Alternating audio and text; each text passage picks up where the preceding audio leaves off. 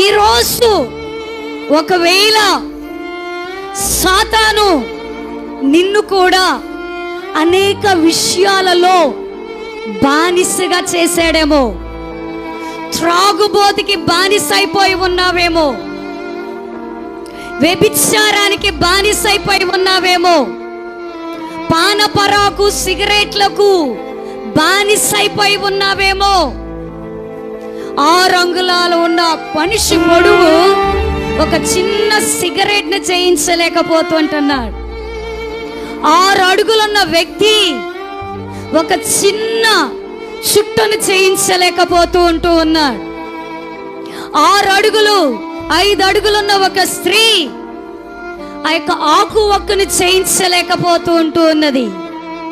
ఈరోజు సాతాను నిన్ను కూడా ఈ యొక్క వ్యభిచారం అనే బానిసత్వంలో బంధించున్నాడేమో.